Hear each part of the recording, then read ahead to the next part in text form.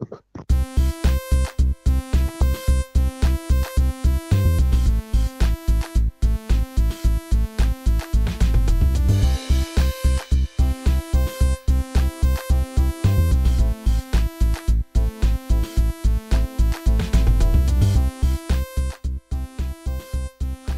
evening, everybody. Welcome to the second episode of the GXPC podcast. Tonight, we have a lot of exciting things coming your way. We'll have a few conversations with some of the top teams in the league. We have a few guests. Dissonant will be joining us from White Lotus, and we also have Cinco Gazer joining us from the side of Purple Cobras. My name is Evolve. I am your host. I am joined today by Skyson and Hickory, my co-hosts. How are you guys doing tonight? We're doing good. It's going to be a good day. It's going to be a good weekend. It's going to be a good night for Games XP. I'm still pumped about C9, so I'm just riding that high. Yeah, that was a lot of fun to watch here. So before we get into our topics, we're going to take a few moments to talk to you about our sponsors. First up, we have the Games XP. They are located in Decorah, Iowa. They are a small family-owned business that deals in video, card, and board games. Our other sponsor is the video game called The Captive's Plot of Demiurge. It is an action-adventure game with real-time combat and strong focus on story. You can create and play as a collection of prisoners who must work together to defeat the evil schemes of Prince Pico and his newly acquired magical powers. The Captives is now out on Steam, so you guys need to definitely check that out. It is available now. I don't know about you guys, but it sounds like a lot of fun. I'll be checking it out. I already picked the game up. The game is actually really damn fun. I'm about half an hour into it. I like it a lot. That's awesome. That's awesome. Yeah, definitely looking forward to giving that a try out here. So I think we're going to go ahead and get started. We are going to bring in Dissonant. He is the coach of White Lotus. He will be our first guest, and we'll have a few moments to discuss kind of how things are rolling with White Lotus. So I'm going to bring him in now.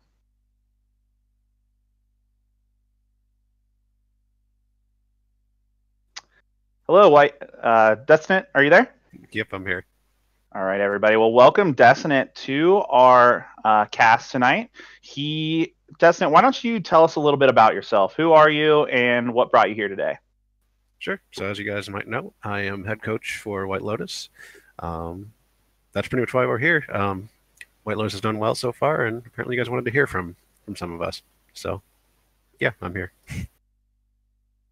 All right. Well, that's awesome. Thank you again for joining us. We are excited to have you. So to get started, we've prepared a few questions. We'll go ahead and we'll kind of go through there.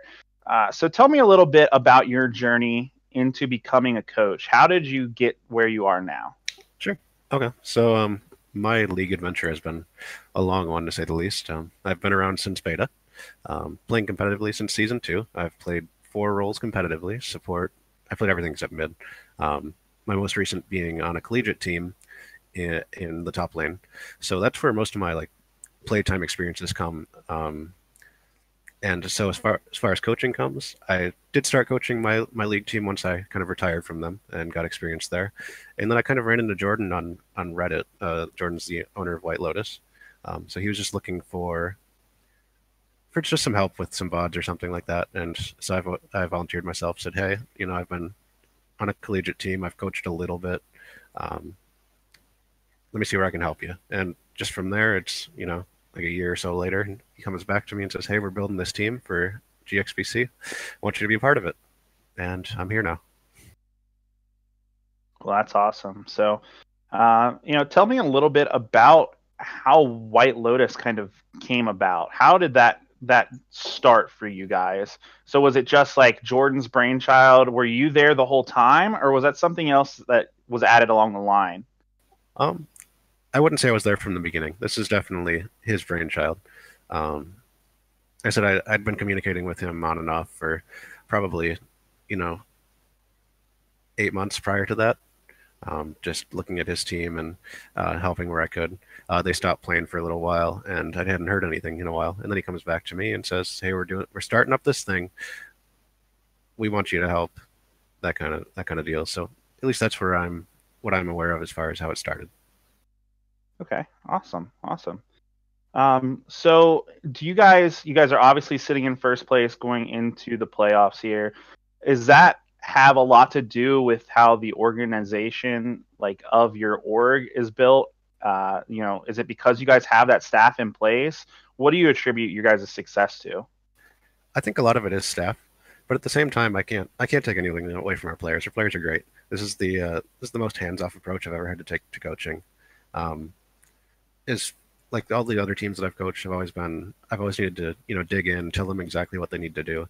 Whereas this team, it's very much I kind of let them do what they want, and then they come to me when they have concerns.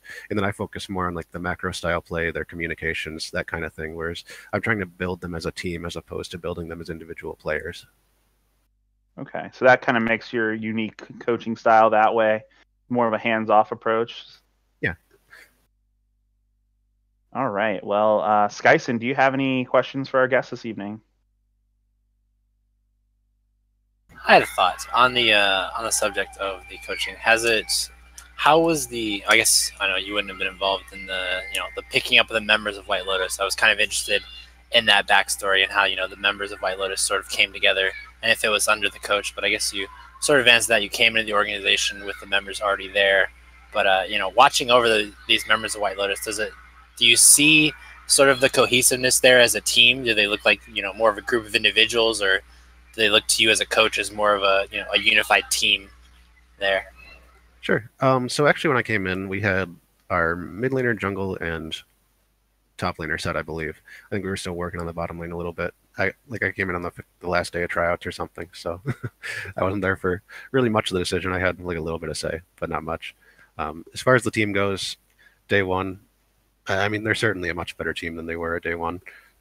It's nice to see them grow as a group and start to really embody those characteristics that I like in teams, which is that crisp map play and starting to get their communications down. And it's great that they're all friends with each other. At least it seems like it. So it's good when your players enjoy playing with each other and that kind of thing.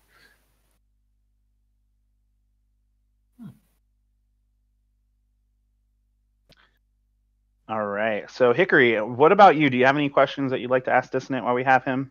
Yeah, I do. I have a couple, but the first and most interesting one to me is how drafting works. I know with a lot of teams, it's very kind of fluid. Sometimes the coach says, do this, do this, do this, and then players just do it. Other times he takes inputs from the players, and other times he just kind of points out what the players want to do. And so I'm kind of wondering, as how do you approach drafting in most cases? From not literally just like I want to do this, but I'm not talking about like your picks, I'm talking about how you interact with your players during drafting. Sure. So actually for drafting, I actually try to keep, again, it's a little bit of a hands-off approach. Jordan does more with the drafting. Davey, I got to give him huge credit. He does a ton, Kairos, as everyone else might know him. He does a ton of work with the drafting. I just kind of take back seat, and I let them go. And then once all the team comps have been solidified, I very much I try and take the frontward approach of trying to explain to my team, okay, this is how you need to win this game. These are your objectives. These are the things you need to look out for. These are what the opposing team is trying to do. Those kinds of things where they might not be super obvious, but I try and explain those to them. Some of our concerns have come in game two as we tend to get a little loose, as everyone might have noticed. And we give up a lot more than we planned to. So a lot of my role focuses on really bringing the players back into the right mindset after those games, or what was it, the last week of the season we had that loss going right into our last game that actually mattered for us to get first place. So a lot of what I try and do is trying to make sure that the mindsets are in the correct place for them going into games. So kind of building off of the mindsets, both during a series, kind of during a game, out of game. I'm actually kind of interested, you don't have to go into the details, but is there any times where mentality and communication has become really negative? Like you said that everyone gets along, and that's good to hear. They're all kind of buds, but obviously sometimes people just have a bad day. They're in a bad mood. They kind of butt heads. Have you ever felt like you needed to like step in and kind of just like in like particular senses, as opposed to like, oh, let's get back on track? I mean, like, has there been like an issue that you have to really kind of like squash? I wouldn't say so in particular. I'm not going to go into any specific details anyways, but in general, when the team is down, they realize that it is a team game. If they lose, they know I'm mad at all of them. And it doesn't matter, if one person overperforms or not. At least that's my coaching style. If you lose as a team, and if you win as a team. I don't really care too much beyond that. And I try to emphasize that to those guys and make sure that, you know, they are your teammates. You're in it together. And at the end of the day, you know, if you have a personal conflict with somebody, then you got to set it aside for the team. I got one more question, totally unrelated. There's a lot of, in my opinion, limitations that coaches have in esports, League of Legends in particular, compared to traditional sports. Both physical communication limitations, just a lot, you know, without going too far into it. And I'm just curious if like an overarching thing, not just with this league, but with, you know, the entirety of the way that the league community interacts with both literally and kind of figuratively with coaches, what would you like to see change in the near, you know, like the near year or two? All right. I mean, optimally, I think the coaches and players should all be in one location. As much as you know, as useful as the internet is for communicating things, it's so much easier when you're next to the guys. You can interact with them, create those bonds as a team, and just be able to interact with them in a more real-time sense. Like if for example, I was able to stand behind the guys while they're playing games, and I can say, hey, these are where you need to look at for the objectives, or I can bring their communications back in the real time instead of going back after the games and saying, all right, this is where things fell apart. Mm-hmm. Whereas if they're in practice and I can just immediately bring things back together, we get more effective practice that way, and we can go from there. Yeah, I kind of rebound that where I've always felt it's very odd that league coaches can't talk to their team during a game. It's just a personal qualm that I have, but obviously the powers that be do not agree with me. Yeah, that 3-minute delay does wonders for making my job difficult. Yeah. For sure. All right. Well, I have one final question for you, Dissonant. So we talked a little bit about how you got to where you are with White Lotus. Can you tell me a little bit about what the future holds for White Lotus? What are your next steps? Sure. I'm not going to go into any big specifics, but I will say we do have a lot coming. So just be on the lookout. I believe you can find the links to all the White Lotus stuff in the GXPC Discord. If not, we will be sure to put stuff in there. So there's stuff coming. It's going to be pretty big. Look out for it. All right. Well, thank you so much for taking time out of your day, Dissonant. I know you're busy and you have some stuff going on. Before we let you go, do you have any shout outs or anything you'd like to say? Sure. I'd just like to shout out my team. They're awesome guys. I've always felt welcomed in that group. They listen to me, which is always a plus. Yeah, the ownership, Jordan, Zero Thorn, all you guys are awesome. I thought I was done with League for a while. I actually stopped playing for like almost 2 years there, and then they brought me back, and I won't say it's been the highlight of my life for the past 2 years, but it's been fun getting back into it. Well, awesome. We're glad that you're here, and we're glad that you have had so much success for White Lotus. It makes the league a lot more fun having a team up in the top there. Well, thank you again for taking time out of your day. I appreciate you coming on. That was Dissonant for White Lotus. So we will move on. All right, thanks for having me, guys. Take care. All right. So that was definitely a good conversation having with that. We got a little sneak peek into the live of a coach in the amateur scene, how he how he operates, what he does for his team. So definitely a lot of good information there from him. The next thing we'd like to talk about is just a little bit more of the journey that each of our hosts have had getting to where we are in the League of Legends scene.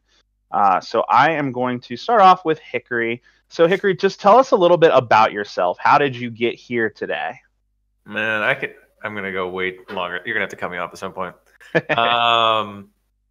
I started watching.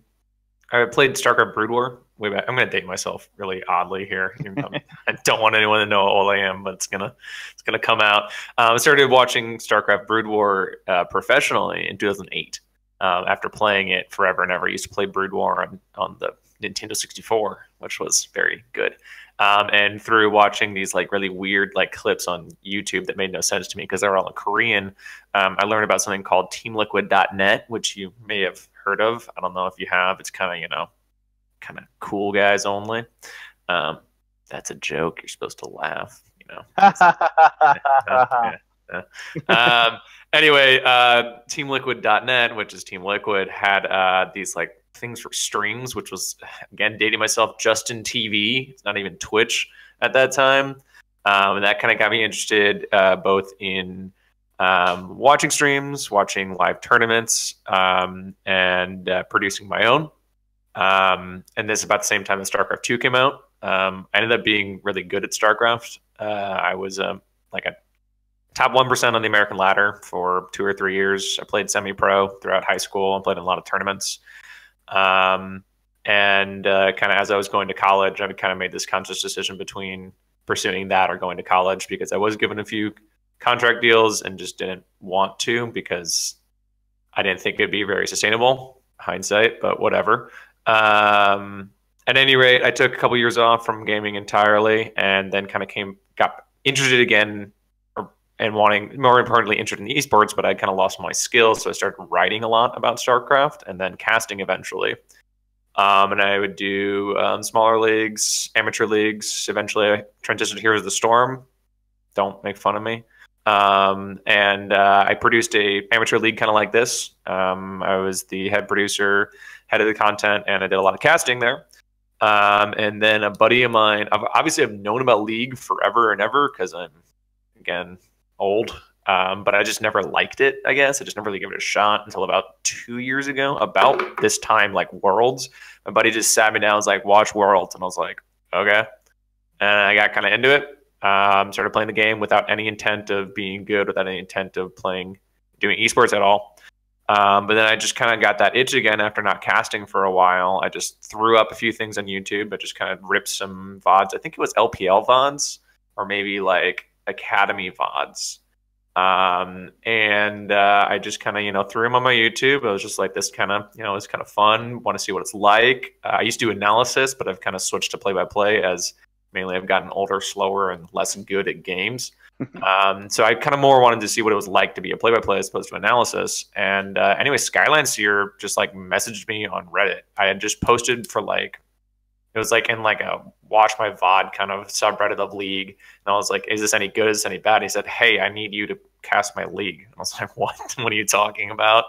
And then Nick was like, hey, you're going to be a play-by-play. I'm like, I don't even know what a play-by-play does. And that was week 1 of this season. Pretty fun. Awesome. That's the short version. That was the short version, huh? Mm-hmm. All right. Sounds good. So tell me a little bit, was the transition from StarCraft into like League of Legends, was it an easy one, or was it something that took a lot of time? Because I mean, there's a lot of information that goes into like each game individually. Was it easy since you did so many other games? I didn't think it was that hard from like a mechanical standpoint. I mean, in fact, I think League's pretty easy mechanically except for like 20 or so champions that are just like, made to be mechanically hard. But like if you just take just more like general champions, I don't know, like Annie and Ashe or something like that, they're really mechanically easy, especially when compared to StarCraft 2 and more importantly, Brood War. But the way that the game is played is totally different. I mean, there's still things like map awareness. There's still things like, economy and area control, but like that's really in any game, honestly. I mean, there's still things like area control and economy and like, Counter-Strike, but it's played completely different and with different mechanics than League. So, I mean, I feel like when you're able to get yourself to a high point in any game's ladder, you kind of know how to do it in a different game. Maybe not literally, it's not as translatable, but you just know how to learn a game after you've learned one, basically. I personally don't know like the macro of this game at all. Like I don't know anything about it. I just kind of like 1v1 people. and then if I just int, I just don't care. That's just kind of what I like to do. I've never really cared about winning for some reason. But I would say mechanically it's pretty easy transition. But gameplay, I mean, it's totally different. I mean, it's a 1v1 game compared to a 5v5 game, and that's like been the weirdest thing to me. Is that like, you know, if I do something wrong or if my opponent outplays me in StarCraft, that's just it. You know, it's just like hard stop, game's over.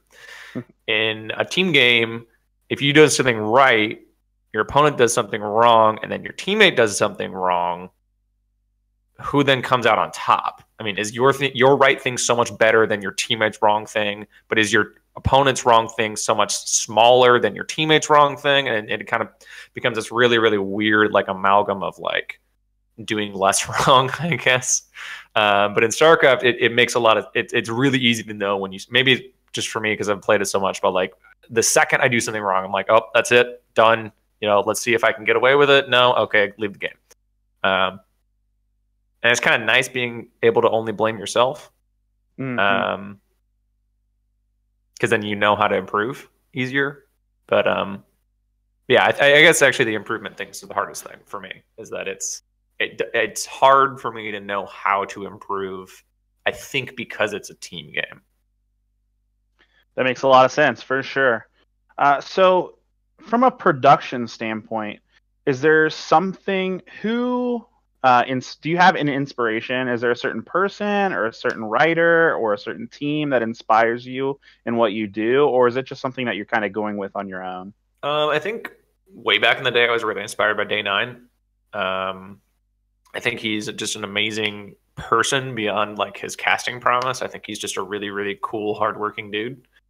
But writer-wise, it's a little bit weird because I'm an academic writer as opposed to a professional writer, or like a creative writer. I mean, like, you know, I love writers. Like, one of my favorite writers is Hemingway, but I'm not a novelist, so I don't take any inspiration from him from a writing perspective. But when it comes to League, especially more recently in the past like 6 or 7 months, I do have like several guys that I like try to basically. It's weird. I'll like hear them say like a phrase, and I'd be like, how can I like incorporate that into my next broadcast? Because the way that they word things, I just think can be utilized so properly. That'd be like, not really in any particular order, but like Captain Flowers, Quick Shot, Rivington, and Dracos. I think like if I could somehow pull like one word from all of them to make a 4-word sentence, it'd be like the best sentence there is.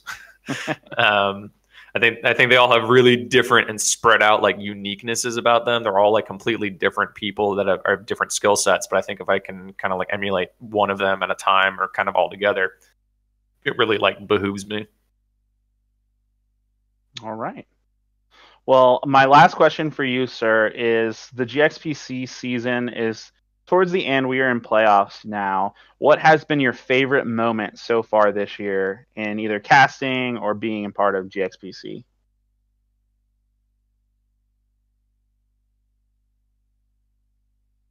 I'm not sure if I have like a favorite moment so much as that I just love the instant interaction with the community.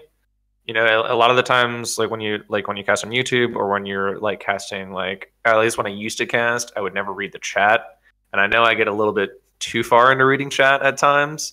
But even if I have the stream off and I look at like the Discord later in the day, it's really cool to see like people's reactions to like various plays or like jokes that were made or like things like that, and like that always kind of makes it more fun, oddly enough, to see what everyone else's reaction is as opposed to me doing the cast itself. Like it's really fun to cast, but it's more fun to see how much people enjoyed both the cast and the game itself. All right. Well, awesome. Thank you for taking your time and opening up a little bit about yourself and how you kind of got here with the GXPC. I guess I will go next. I'll just tell a little bit about myself. I'm Evolve. Right now, I am the League of Legends manager for Schism Esports, as well as a caster kind of in my free time, which I don't have a lot of. So I always grew up playing sports. Big football player. Played football, baseball all through high school. Played college football, and I just loved competing at every like instance that I could. And my friends from school just like kept talking about this game. Like, man, League of Legends, it's so much fun. Everyone plays it. You should give it a try. And one time I just tried it, and at first, I was really, really bad. I mean, I'm not much better now, but I was really bad at it. And I loved like just playing and grinding and so on and so forth. A couple of years, I guess it was earlier this year or last year, I found a competitive league, which was the ABL, where I met a lot of the guys that I have now. I played top lane for 2 seasons in that league. It was a lot of fun, and then as the seasons went on, I just got really, really busy. I didn't really have the time to like put into improving myself as a player, with like my professional life and that kind of stuff. So I decided to kind of take a seat back and start like organizing, managing, getting players together, running that org, and that was really fun for me. And then we had this opportunity. I had a team in GXPC, and then out of nowhere, it was like, hey, have casters. So we just tried. I tried casting, and here I am. I enjoy it a lot. I found out I'm pretty good at it, and yeah, that's just a little bit about me. And yeah, ganked by the cat again. She's here. She came to say hi. Oh my god, she's so fluffy. Yeah. This is the homie. Yep. All right. Well, that's enough about me, guys. I guess I will move on to Skyson. Skyson, tell me a little bit about yourself. So I guess my story is slightly different from the pair of my co-hosts. I've spent a lot of my time on this game. My only real game before this, and roughly 12 years ago, I started with Smash Brothers. Actually, I was heavy into competition for Super Smash Bros. Melee. I traveled to a bunch of tournaments locally and out of state, and got kind of lightly into commentating for that game, which again it's not having literally nothing to do with StarCraft that I can even think of. It's the 1v1 mentality is kind of what I enjoyed about the game, and you watch and you just the breakdown between between what's going on between the interaction of two people, and like while you're playing the game, you're playing the mental game, and I really capitalized on a lot of happenings like that. And so I was playing that game, and I was commentating for that game for probably 2 or 3 years. And then I got into college, so I started playing a little bit less. And actually, my first year of college is when I met a couple of friends. They weren't friends at the time. I met a couple of people who were just sitting around, playing a game on laptops. And I thought the game looked kind of interesting. And I kind of I just watched them play it. And it was of course, it was League of Legends.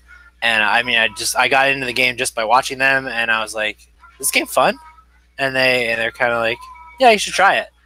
So I sat down, them a couple times, and I tried it out, and I thought, this is pretty fun. And that was roughly 2009. That was when I started college. So ever since then, I've kind of weaved in and out of both playing the game. I probably didn't get competitive with this game till like season 3.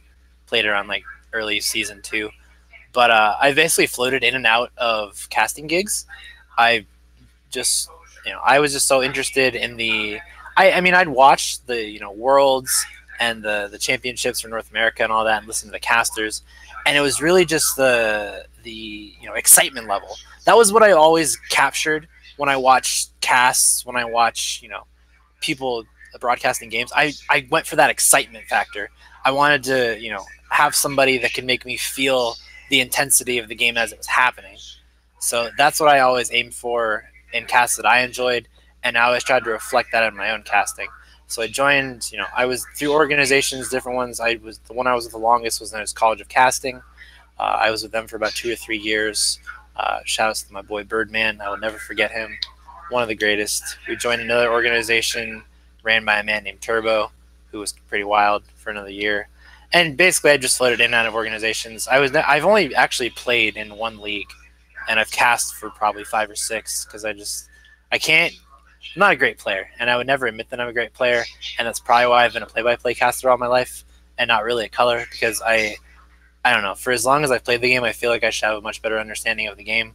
But I get so wrapped up in the visual element of what's happening. Like I see what's happening in front of me, and I say, "Whoa, this is awesome!" Like I don't know, it's a very exciting game to me that I may not be great at, but I feel like I can convey that excitement to other people very well, and that's sort of why I've enjoyed casting.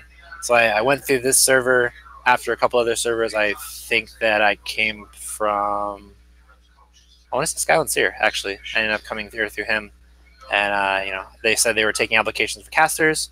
And I was like, hey, this looks like a pretty sick organization. And they've been around for 3 or 4 seasons. So, you know, that's some longevity for me. So, of course, I'm going to, you know, put my hand in there, see if they like my casting. And, you know, I've never deemed myself to be an extremely professional caster. I don't think that in the huge scope of things, I'm the most professional guy. But I think that what I do and what I do bring in terms of, you know, excitement level, doesn't, you know, excuse it, but I think it makes up for it. So that's, you know, what I've kind of backed myself on as a caster, and what I tend to try to do with where I go. And that's just basically been my background through League. I went from casting organization to next one to the next one, and now I'm here, and I really enjoy it. All right, awesome. Well, I mean, thank you for sharing that information about, you know, how you got here. So tell me a little bit, what do you look forward to with this league? What are you excited about? I don't know. I'm really just excited for teams, you know, I'm really excited to see teams give their all and really battle it out, because I think that there's a lot of stories to be told within the games that are going to be played and we're going to see here throughout these playoffs. I think there's a lot of personal battles going on between the teams that are playing, between the teams going forward, and I'm really just excited to see how they play out, honestly. Yeah, that's definitely exciting. I'm so ready for playoffs. I cannot wait. Well, thank you guys for, you know, just taking a little bit of time telling everyone about yourselves. We'll go ahead and move on, and I believe we have another guest to bring in today.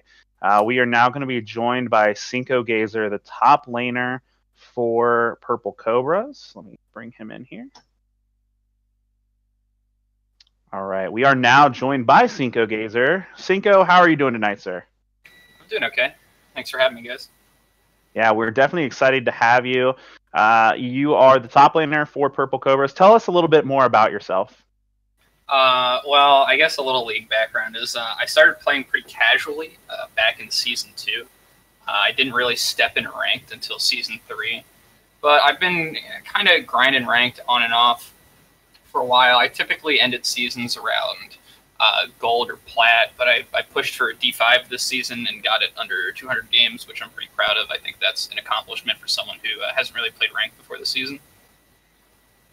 So, awesome. Feeling pretty good about that. Well, tell me a little bit. I know we've all kind of heard about how Purple Cobras came to be. It was kind of like you guys all just kind of met through solo queue.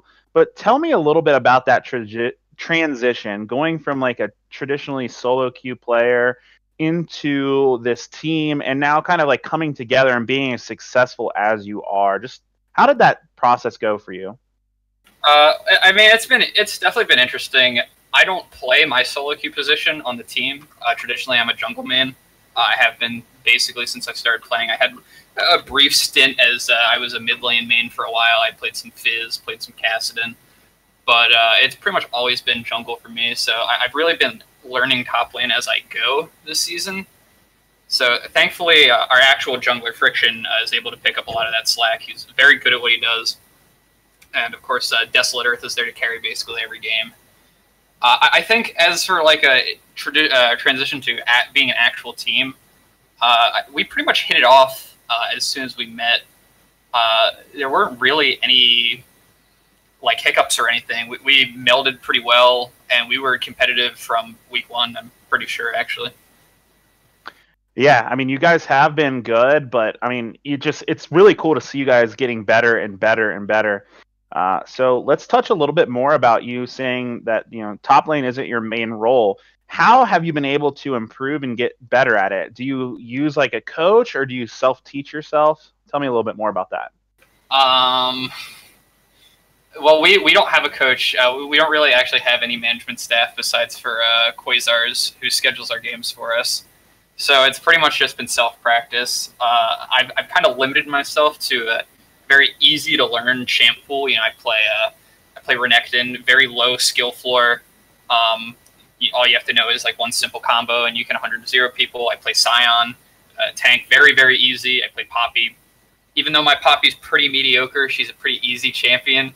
So I was able to pick her up pretty quickly. Just, limit myself and have realistic expectations. Yeah, well, I mean, it's definitely worked out. You are arguably one of the best, if not the best, top laner in the league right now. So that's pretty exciting for someone who honestly is, like you said, you're playing off-role. I'm going to go ahead and pass this over to Skyson to see if he has any additional questions for you this evening. Yeah, I was curious. Looking at, the Purple Cobras, the lineup here, and we talked about it a little bit. You kind of the solo queue warriors that came together. You banded together and say, "Hey, we work pretty well together." What does sort of the voice comms look like? In a typical Purple Cobras game, maybe you're going even with the team. Who's really leading the charge? Going forward, and if you're just these come together types of teams, and who really takes the lead voice here in the Purple Cobras comms, or is it just really a contrived effort? I'd say that typically the most vocal in voice comms are me and Desolate, mainly because we play main initiator for the team. Frisian typically likes to make plays for himself, and he'll let us know what he's doing. And Friction will kind of throw his input in. Our mid laner and jungler work very well together, and they communicate amongst themselves very well. But as for the team fights and stuff and deciding objective, it's typically me, Desolate, and that's when Life or Tomato Farmer usually starts chiming in as well. So it's really like an all-around effort. We don't really have one main shot caller, which I would say is actually probably one of our bigger weaknesses, but it is what it is. So kind of building off of fluid shot calling, how do you work through drafts then? I think our draft, our pick ban phase is easily the worst part of this team. They're always pretty messy, and a lot of the games that we do lose are, I think, typically lost in draft phase. So it's something that we're working on. It's a little tough because sometimes our AD carry likes to either not pay attention during draft or pick stuff like Nasus for me, and it can get a little off kilter from there. It's pretty much just everyone shouting what they want and hoping that they get it. It happens.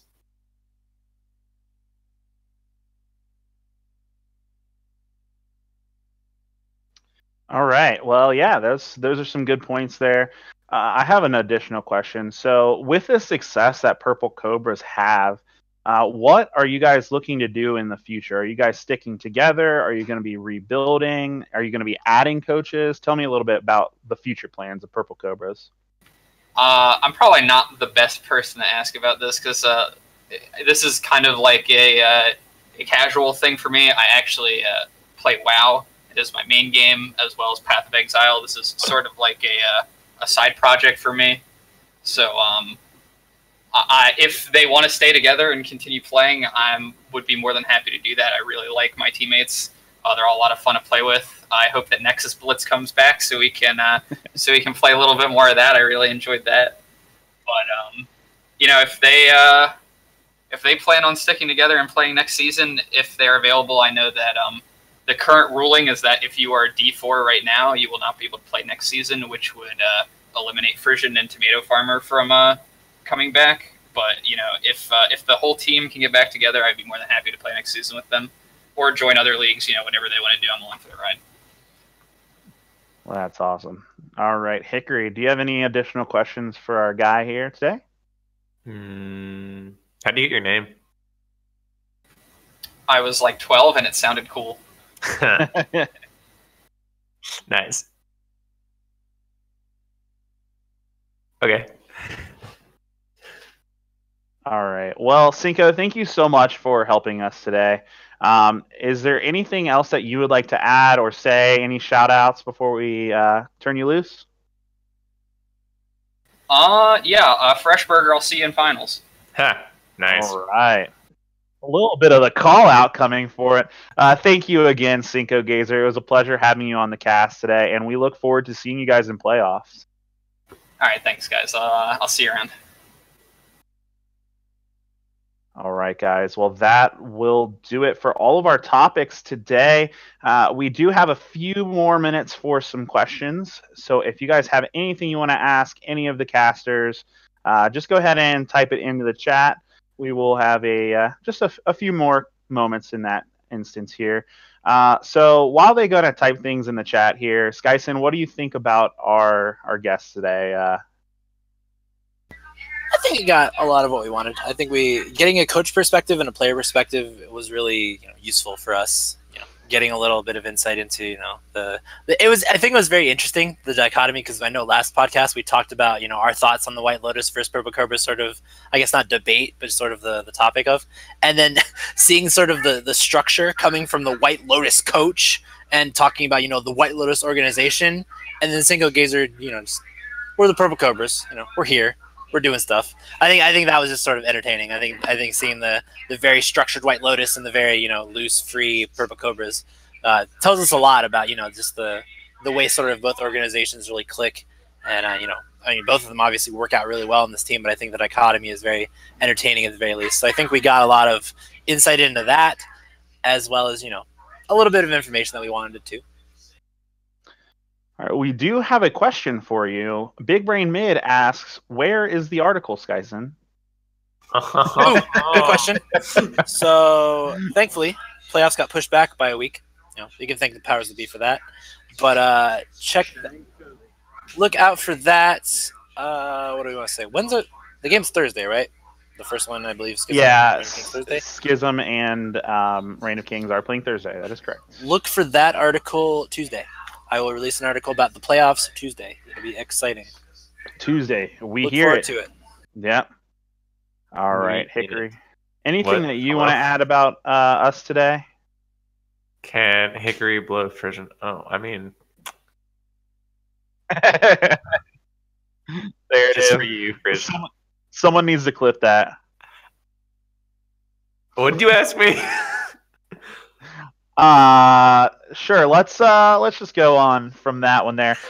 We do have another question here. Do you think the structure White Lotus brings to the table will truly sign in a best of 5, or do you think it will hurt them?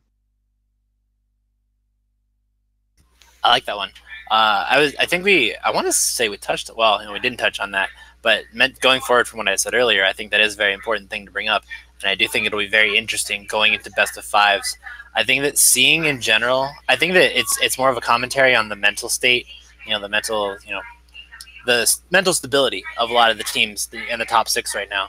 I mean, we've seen games where some teams have, they had a great win, had a really crushing loss, and had to bring it together to, come out for a game 3 win. We've seen teams that, fought a really close game 1 and then got destroyed game 2 because they couldn't hold it together after losing. And I think that the structure of White Lotus, especially having the coach, focus on the mental aspects, being able to keep their team together. I think that we will see more sets from White Lotus going forward, where if they get, dragged out to a game 4, game 5 situation, that it'll be, we're really going to see if these players are able to bounce back and, adapt to their mistakes. And I think that, especially the White Lotus crew, I think they'll be able to do that maybe better than most other teams.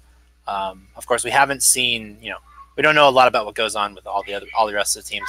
But I think that is definitely an advantage I would give to White Lotus in terms of having that ability to do the mental bounce back off of the coaches, off of the supporting staff. So I think that is most certainly something in their favor. Awesome. Anything that you have to add on that topic, Hickory? I guess we'll kind of simplify it there. What's a little bit better, structure or just kind of having fun? I mean, that's a hard question, because the thing that I'm thinking about is that best of 5s is like a completely different beast. It's lucky for our players that they are playing best of 3s as opposed to best of 1s and then just jumping into a best of 5, which is how a lot of formats work nowadays, which I don't like. But the mentality is a really, really good question, because a lot of these teams are pretty new at this season. Some of them didn't even play together before this season. Some of them have a lot of substitutions and roster swaps towards the mid and later part of the seasons. And if you have a bad game, you got 2 bad games in a row. Okay, bad night. Let's move it off. If you have a good game, then a bad game, then a good game, then a bad game, and you're in the 5th game and you've been playing for 2 hours and you're tired, your fatigue starts to set in, maybe that's when that shrugging it off kind of isn't able to shrug it off anymore. And then the mentality really starts to break down, not just in the I'm tired, but like I'm actually angry at my teammates. None of these teams, to our knowledge, have really played that many games in a row at that high of stakes. But I do think that, we talked to Dissonant earlier, and that's why I kind of pointed out this, has there been a particular time that you needed to step in? It was what I asked him. From his response, it kind of seemed like there might have been a time, and it seems to be okay. That's at least what I kind of read into his response. He basically just said, well, I don't want to go into details, but everything's fine. But that, to me, that kind of means that maybe once there's been an issue and I solved it. I think that when it comes to a best of 5, especially a close one, especially a high stakes one, like quarterfinals, even finals, actually, that is going to be really a turning point where whatever, 2 people are just butting heads, no, we lost this game because you did this engage, blah, blah, blah, blah. No, we lost this game because you missed your flash. Dissonant says, hey, shut up, calm down, and let's move on to the next game. I think that does heighten the skill level of a team, which is why I'm actually kind of now interested to see what Purple Cobras could do with actual structure around them. Now knowing that, I knew that they were solo queue dudes that met each other. I had no idea that they were just still solo queue dudes that met each other. I thought they had somebody with them. I didn't know that. So I'm actually kind of interested to see how they could do with some structure around them, because yes, the long-winded answer is that structure will always beat out, free will and having fun. But at the end of the day, if you're not having fun, then you're just not going to play well anyway. So sometimes, some people don't do well in a structured situation. Maybe Dissonant saying, hey, no, you're wrong, I'm right, could actually be the wrong thing and tilt the person who's just trying to kind of chill and have, fun, pop off on, LeBlanc or whatever. But yeah, I do think that White Lotus has a playoff buff, if you would call it, mainly because of their structure and the way that it gets to best 5s. Well, that is awesome. We are going to kind of round it out there. We had a lot of good conversations. We got to see kind of both ends of the spectrum, the structured White Lotus team versus the Purple Cobras that are more loose, solo queue, having fun, both seeing a lot of success. A lot of great information now. So we'll just go through. We are in the quarterfinals this week. We have a match tomorrow night. It starts at 8 p.m. Eastern. That is between No F's Given and Phoenix Rising. I'm sorry, that is Tuesday the 16th. I need to learn how to read. So they will be playing Tuesday the 16th, a best of 5, No F's Giving and Phoenix Rising. We then will have our second quarterfinal match that is going to be between Reign of Kings and Schism. That starts on Thursday the 18th. That is going to be a lot of fun. That is a 6 p.m. start. So we finally get to see these playoffs kick off. I think we are definitely excited for those. And then we will join you guys once again on Sunday for our 3rd episode of the podcast. So I just want to thank all of you guys for coming out and watching us again. I do want to thank my guests, Dissonant and Cinco Gazer, as well as Nick, for putting this all together and helping us make this as possible. Before we go, Hickory, Skyson, anything else that you guys want to say? Maybe next time I'll get naked. Maybe next time he'll get naked. Frisian's about to just sub just because of that. Gotta tune in next time. Tune in next time. I had something I was going to say, and I already forgot. Thanks, Hickory. All right. Hickory with the clickbait right there. All right, guys. Thanks again. We will see you next time. Have a great night.